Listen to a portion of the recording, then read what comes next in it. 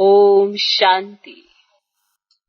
आपकी स्थिति अच्छी, आपकी समृद्धि अच्छी, तो आप वातावरण बदल लोगे। ये निश्चय रखो।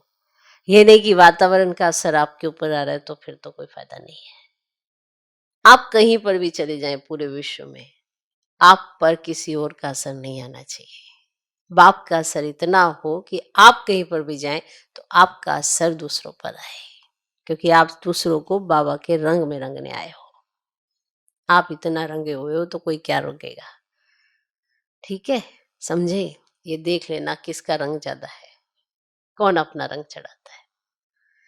बाबा हमें बनाना चाहता है अपने जैसा। हम कई बार भूल जाते हैं, ये ऐसा कर रहा है, वो वैसा कर रहा है, वो वैसा कर रहा है, वो ऐसा कर रहा है। तो जब ये सब चीजें हम सोचते हैं तो उस समय बाबा को तो हम स्मृति में नहीं रखते हैं।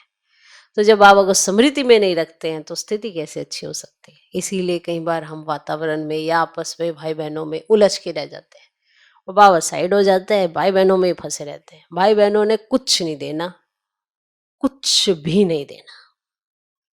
हमें सब कुछ मिले, हर बर्थ में मिले, तो इस समय हमें अपना सब कुछ बाबा को बनाना होगा तो ही मिलेगा, वरना मिलेगा नहीं। इसका उदाहरण क्या होता है, किसका जन्म कहाँ होता है, किसका जन्म कहाँ होता है, ये कौन तय करता है? आप तो नहीं तय करते हो, आपके कर्म तय करते हैं। लेकिन वो कर्म अच्छे किए, बुरे किए, कैसे किए, ये बाप तय देखता है आपका। वो चेक करता है कि किस भाव से किए, क्या भावना रही, वो सब देखता है। फिर उसी के आधार पर आपकी प्राप्तियां होती है। फिर उन्हीं प्राप्तियों के आधार पर आपका जन्म होता है। फिर आपको कितनी प्रॉपर्टी आपने अपने बर्थ में लिखवाई है, उसी के आधार पर वहां पर ही आप जन्म लेते हैं। फिर वैसे ही आपको, इसलिए जहां जन्म वहां जीत, या जहां जीत वहां जन्म।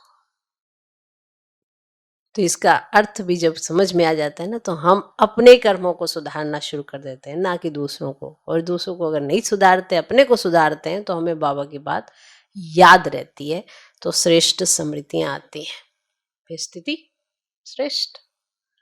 फिर कोई आपको सहयोग दे ना दे, कोई लेना देना नहीं। मुझे सबको सहयोग देना है, क्योंकि मेरी समृद्धि अच्छी है, स्थिति अच्छी है, तो वातावरण भी अच्छा बन ही जाता है।